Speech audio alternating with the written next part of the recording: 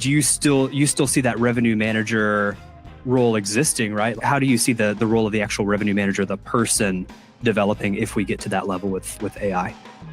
Absolutely. It's like I said earlier, it's not going to go anywhere. That revenue manager still needs to be the person validating everything, still needs to be that person feeding the information. Because you could have, we have today, if this, then that. We have machine learning, and I think without calling out the individual specific software providers, there are many of them out there that today have automatic systems in place, machine learning in place that will make great changes for us, right? But even those systems require human interface. They require the human to teach, okay, this was a special event, this is an outlier, this was something that doesn't normally happen. Absolutely, thank you. And thanks for having me, Daniel. Jason D'Agostino, Corporate Director of Revenue Management with Visions Hotels. We own and operate about 65 hotels throughout New York, Pennsylvania, Connecticut, and we're growing. We have a large footprint with Marriott, Hilton, IHG, Best Western, and some independent hotels going on 10 years this August. So great things here at Visions, and looking forward to some more good times ahead. Nice. And how many years have you been in that revenue management discipline? So revenue management was actually not in the cards at first. It's always been operations. I came up through the ranks in food and beverage. Then from food and beverage, learned that if you're not making money in F&B, you're making money in rooms. So that was the next piece for me to learn. Had some great opportunities to work with some really talented regionals along the way who taught me a lot. And then I had this opportunity I was in Brooklyn, and I opened up the Hotel Indigo in downtown Brooklyn for real hospitality. And my wife, she said, well, Brooklyn's nice, but we're not moving. And I was like, thanks. I wish you would have told me that before. So found myself having to get back up to Rochester, and met the owners of Visions Hotels, our VP, Rakesh Patel, who gave me this incredible opportunity to be a regional manager, a small portfolio of 9 properties, all operations. And, one of the things that was happening was we were growing, and we were doing an acquisition with Marriott. And our ownership group presented me with an opportunity. They said, look, we'd like you to build up a revenue management department. And I'm like, wow, I just bought a house, just got some good news. My daughter was on the way, and I was like, wow, sounds like a great opportunity. Let's give it a shot. Wasn't exactly what I had studied, and we all think that we're revenue managers. So I'm like, yeah, sure, I'll do it. Why not, right? You don't know revenue management until you're actually in that driver's seat. I'd never go back. It was a great opportunity, and I love every minute of it. It was just myself at the time. And since then, since 2016, when I started in the discipline, to today, we've grown it. I now have a team of 3 revenue managers and 3 analysts who help support what we do in Visions Hotels Revenue Management, VHRM as I've coined it.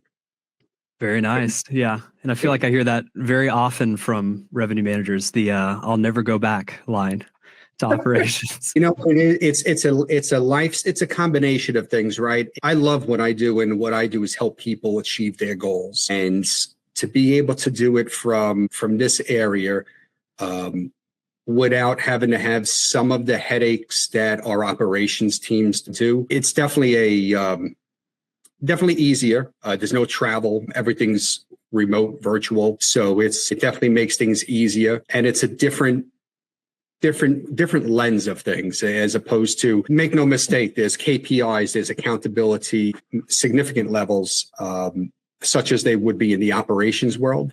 Mm-hmm. But it's just a different type of rush that you get when you're in this area with so many different dashboards, so many different KPIs, so many different people looking to you to help influence what their hotel is doing and to ensure financial success. One of the greatest things that I love about it is that when you think about the hotels, it's all, we got to drive occupancy. We want the right occupancy, But there are so many people who count on that revenue manager to help be their GPS, their beacon to success, their beacon to financial success and to hitting their goals. So if you have a passion for helping people, if you have a passion for numbers and some competitive edge, then it's definitely the discipline for somebody and who enjoys that. So did you find that you kind of had that flair for data and analytics kind of like after you entered the role, or did you always kind of have a little bit of an eye on that revenue department as something you might want to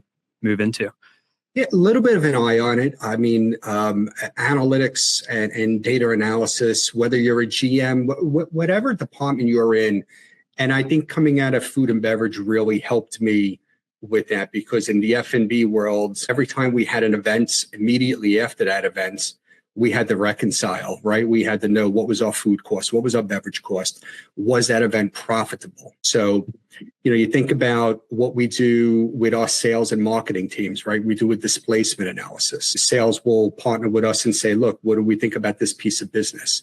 So it's almost like the same thing where we're always looking at numbers. And again, whether it's revenue management, GM, housekeeping, you're looking at, CPOR, there's so many different metrics. So by nature, what we do, we all have to be analytical to an extent to do the job. And I'm glad that you mentioned too, kind of that year that you started. I'll kind of segue into our main topic here, because you mentioned that you kind of started in your current role. I think it was in 2016, you said?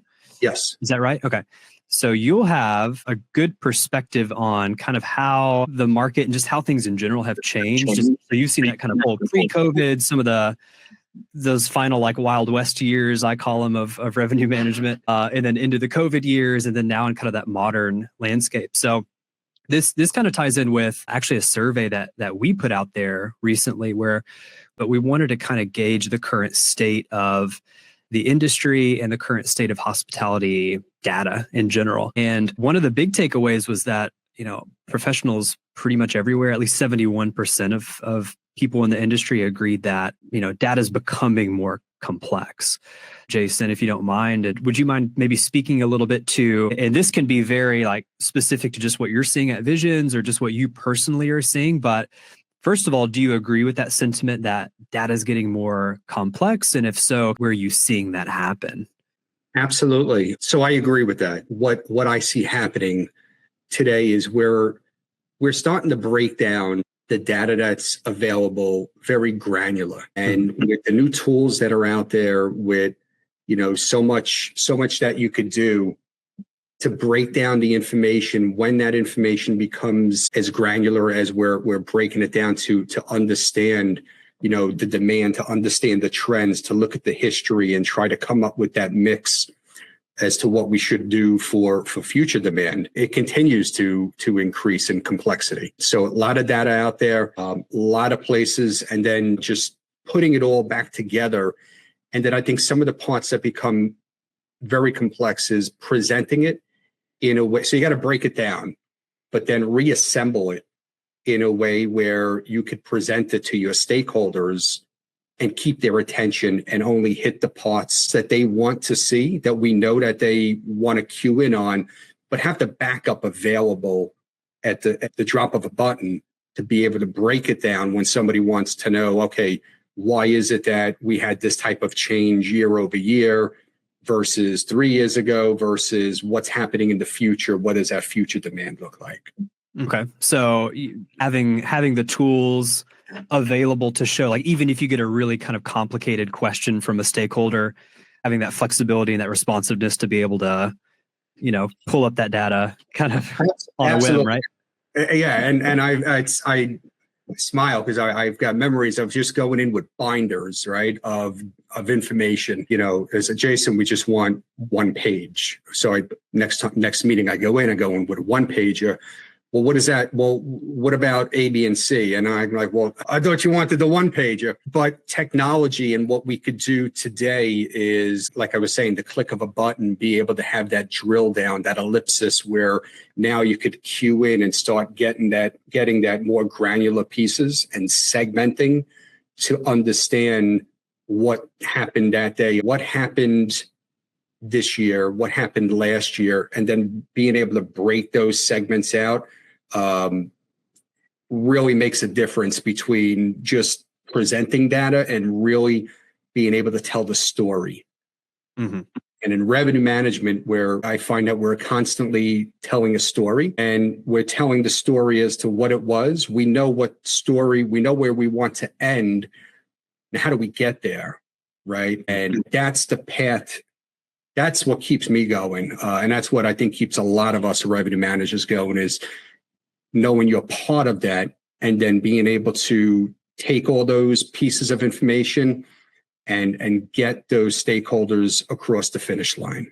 So we talked a little bit about data complexity and kind of how you're seeing that increase. So the next question that we asked was, knowing that data is going to be more complex, what are the biggest data related challenges? This is how people responded to this question. And the top 3 were lack of time to analyze the data silos, which you kind of touched on actually a little bit earlier, like having the data in different places. And then finally, that lack of data trust or lack of trust in the data. Could you maybe speak a little bit to maybe why so many people responded this way? I mean, I personally can definitely feel that top concern. That was always, when I was a revenue manager, that was always my biggest thing was, I just felt like I didn't have the time, prepping for a revenue call.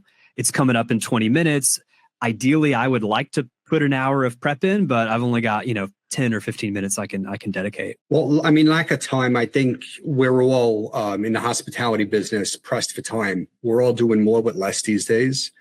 And it's a concern because the revenue management piece, what we do, ensuring financial success for our stakeholders, is of the utmost importance. There's no room to cut corners, but that time element, I could see where that's a concern for people, especially as we're doing more with less and things are becoming more complex, right? Each one of our brand partners, whether it's Hilton, Marriott, IHG, they're always rolling out new initiatives, new programs to try to enhance things and trying to keep up with all of that on top of the day-to-day and then getting the improv calls as we do to try to understand what's happening. That could definitely...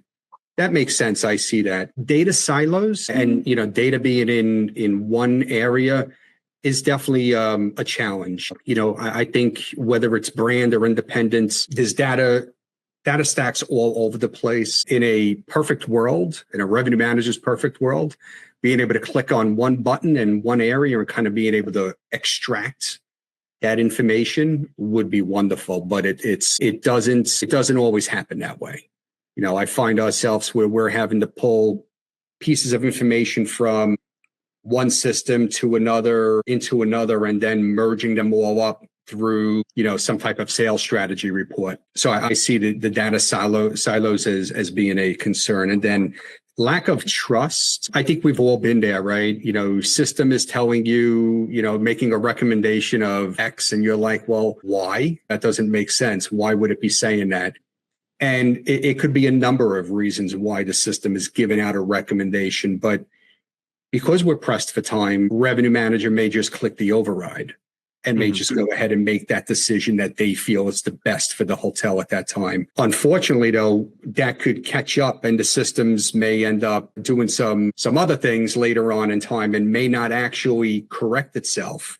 I see you smiling. I know you could appreciate those situations, sharing some of that technology that we have. But that comes back to time, because if we had the time to validate, if we had the time to condition the system, then I think that lack of trust, that could actually be an opportunity, and we could grow the trust in the system more and more in time. But it takes that initial time to set things up, to set it up the right way, to prepare the systems and to identify and call out any of the outliers or anything that any of the data, to make sure it's clean data, right? Garbage in is garbage out. Yeah. Yeah. And to kind of, let's go back to that first challenge where it was lack of time, and kind of double click on that a little bit, because I know, just from our conversations in the past, that teams are doing more than they've ever done with fewer resources than they've ever had. So can you kind of speak to maybe how you're combating that there at Visions, what you're doing, and this may even tie in with like how you guys are utilizing AI. So to do like a little bit of a segue, knowing that AI is kind of like a really hot topic right now, can you kind of speak to, if you guys are using an AI solution or how you can kind of see that as an asset for your team who's, probably has more responsibilities than they've ever had before? We do. And, I'll just start it off by saying it's the summer of AI, right? It's the buzzword. It's that key word that everyone's, talking about. And I think that there's a lot of great things happening in that landscape, in that space. It's here to stay. And I'm of the opinion that it's actually going to help revenue managers, and it's not there to take away jobs. It's there to actually help us perform better and to help us do more with less in such a, at such speeds, right? I mean, it's a very competitive world out there. Systems are changing all the time. And in order for us to be able to keep up with that constant rate optimization, AI is going to be a great tool to help us get there. With that, we talk about doing more with less, and we talk about efficiency, right?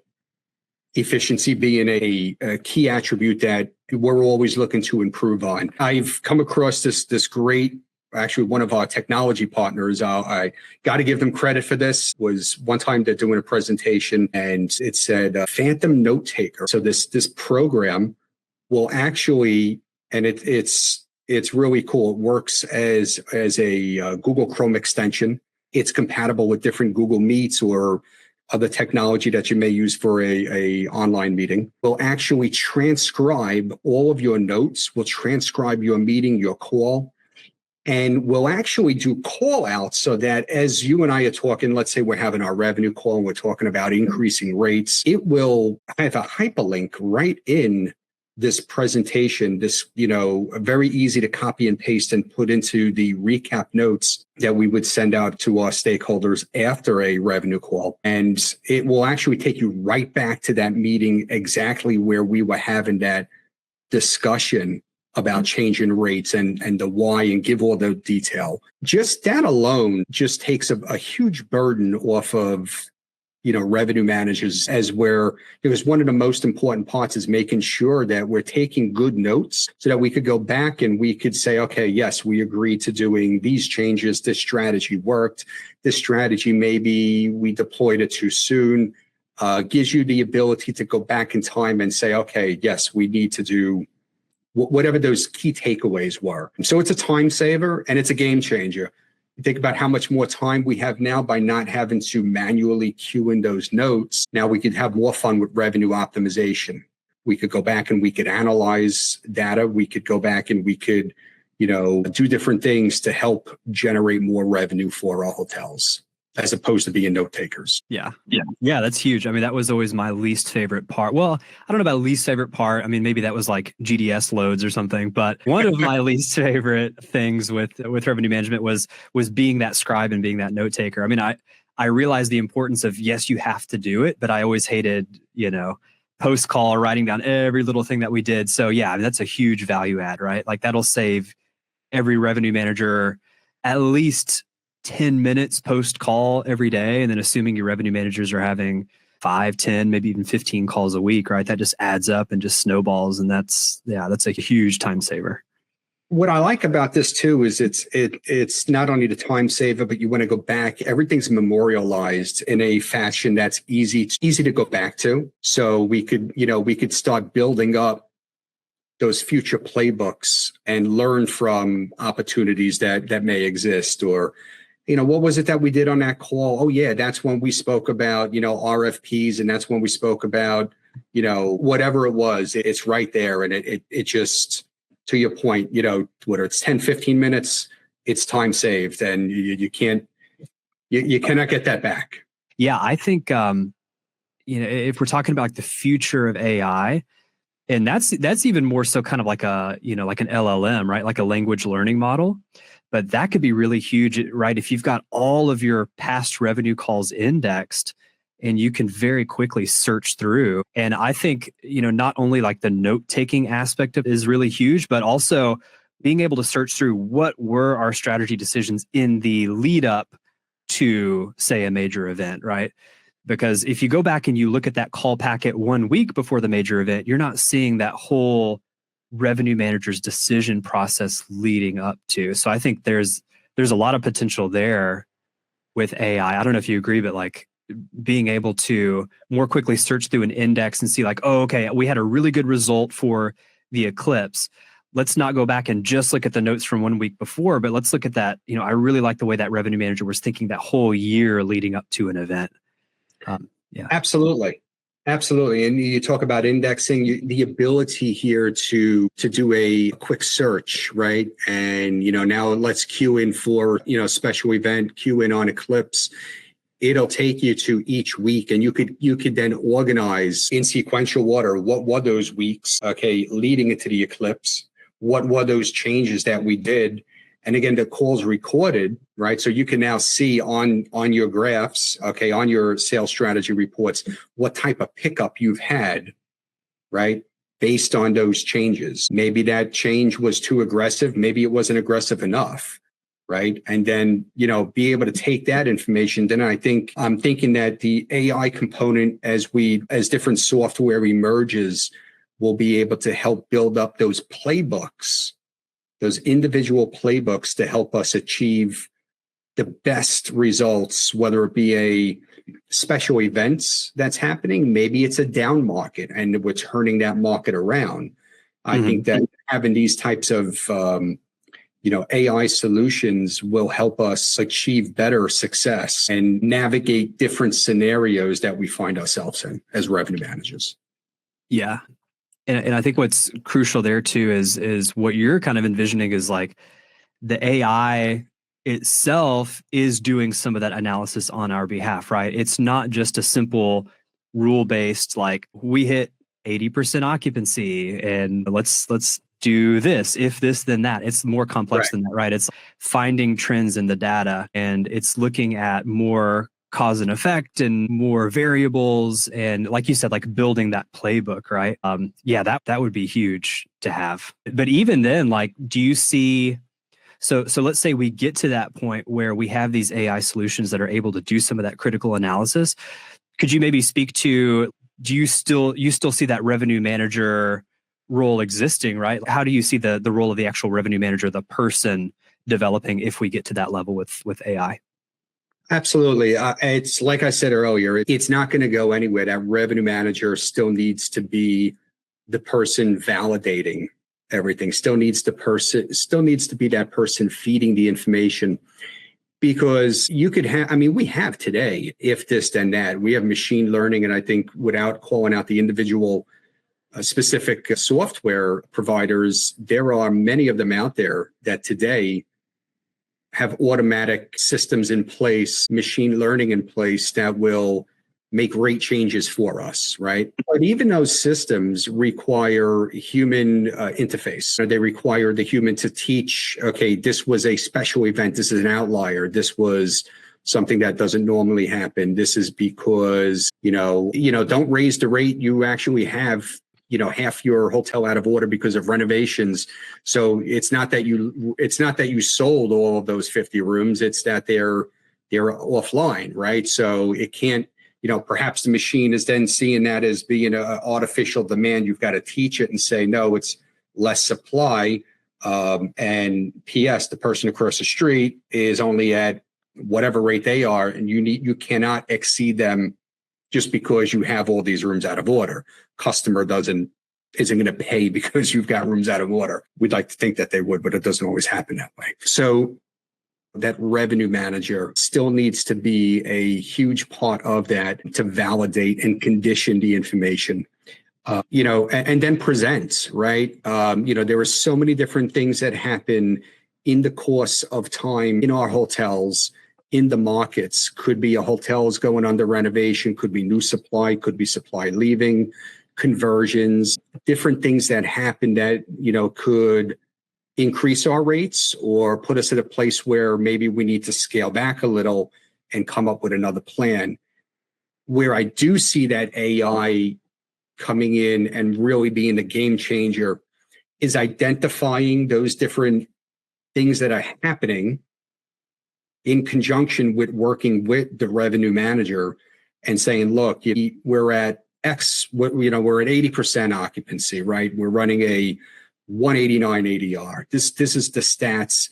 Historically, when this has happened, you've made these three moves.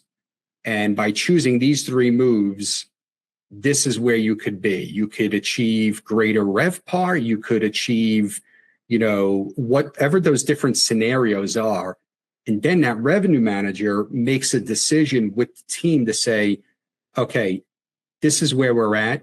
These are our options. This is what we've done. This is what's happened to us in the past when we've taken this course of action. Let's make that decision and let's go for it's the sellout. Let's go for, you know what? We're going for rate tonight. Yes, we may miss it by 5. And that may not be that sellout efficiency that we're looking for, but there was another reason why the hotel had a plan to go for ADR tonight versus something else. Being able to identify what that outcome may look like, I think is going to be a total game changer. And then that revenue manager is presenting those different cases to the team so that we're making a decision together. Yeah, I love that idea. Is that what you envision those kind of playbooks being, right? It's almost like a decision tree, right? Where the AI is presenting you with, like you said, hey, we noticed this trend. Here are some courses of action you can take. Pick one. Yeah, absolutely. Absolutely. And then I think is where, we talk about playbooks being built on the back end from that AI system. We have hotels that, and we all have these hotels, right? These are the properties that are they're on the radar. There's something's happening and they're not quite hitting the KPIs that we'd like them to. They're not hitting those numbers. I think AI at some point is going to say, okay, it's going to run almost like a creep report. You're creeping into this red zone. You're yellow today, and it hits you with an alert, and it's saying, okay, these are the steps that you could take to start crawling back and regain whatever it's fair share, whatever it's rate, whatever opportunity that it's missing at that time. And then AI being in there to say, look, if you've done A, B, and C, and again, like I was saying earlier, these are the options that are going to help you get, and you may actually, the revenue manager puts in that goal, right? Okay, we need to be at X, whatever that X rate is, whatever that dollar amount is. And then behind the scenes, it's running the math behind, okay, this is where you need to be occupancy wise, but the user, and this is where that revenue manager comes in, the user is going to drag and drop into what segments they believe are the segments that are performing or underperforming so that we could come up with how that mix is really going to happen. Click the button and then it's in play. It's in full action. Nice. Okay. So almost kind of like, in a very almost literal sense, right? Like they're the pilot and they're just kind of configuring their landing pattern or whatever. And, the autopilot's going to kind of take it from there, right? They're plugging in, okay, I want this to be my priority. Like you said, like, hey, we're really losing share on ADR. I want that to be the focus over the next 6 months, right? And the system would kind of work backwards and figure out like, what steps can we take now to steer the ship and make that the priority. Yeah, I love that. Yeah, absolutely. And you're doing that in conjunction with your budget, right? So how many times people put together a budget and it sits on the shelf, not taking it back out. I think here it's going to give us the ability that budget's always live and you're making adjustments to the different segments. And then again, what I like about this and these other attributes from AI is it's building up those notes along the way so that when the GM or when the stakeholders are putting together their monthly P&L critiques, they've got all the base informations right there. Then it's up to the GM to put whatever spin they want onto it. But you're able to right there say, okay, well, this is why we sold 100 government rooms less than we did last year because we were more focused on the ADR. Mm-hmm. Okay, these were the steps that we had to take. Yeah, to help make that happen. Nice. And this is kind of going off the rails too, Jason, of like anything that we've brainstormed before. But I like that you brought up budget because, like, I'm sure we both experienced this, but like, whenever you're kind of presented with a budget that is unrealistic. Let's be honest, it happens everywhere, right? But I think it would be interesting, and this could also work for like a forecast as well. But I love that you mentioned like having that budget goal, making it more of like a live number, so it seems like it's a little bit more real. I would love to see we're likely going to miss budget by this amount, but also do some of that explanation as well, just to kind of be that unbiased voice. Because what I noticed a lot of times, and we can leave this in or take it out. I don't want to like say anything negative, but I noticed with a lot of management companies that I worked with, like if they gave you a budget that was like kind of high and unrealistic, it was almost like they don't want to hear it. Like they don't care, right? Like don't give me any excuses, right? But I think it would be nice to kind of have that unbiased voice, and maybe that's some kind of AI enabled platform that's like, hey, I'm just going to give it to you straight. This is where we're forecasting. We're forecasting, at best to come in $20 or 20,000 under our budget, but here's why. You know what I mean? Right. It's not just saying, well, our budget's too high, I don't like our budget, but it's explaining like, hey, our government pace started low 6 months out. We were unfortunately never able to recover. Things like that I think could be beneficial. And that could even kind of help bring in ownership and management groups that, to your point earlier, these are the folks that were like, just give me a one pager, right? Like it may be useful to, give them some kind of explanation in a little bit more detail as to, why we're not forecasting well or why we might hit budget in a way that's just very straightforward, unbiased. I don't know. That was just a little idea that popped into my mind. I don't know if that's too lofty.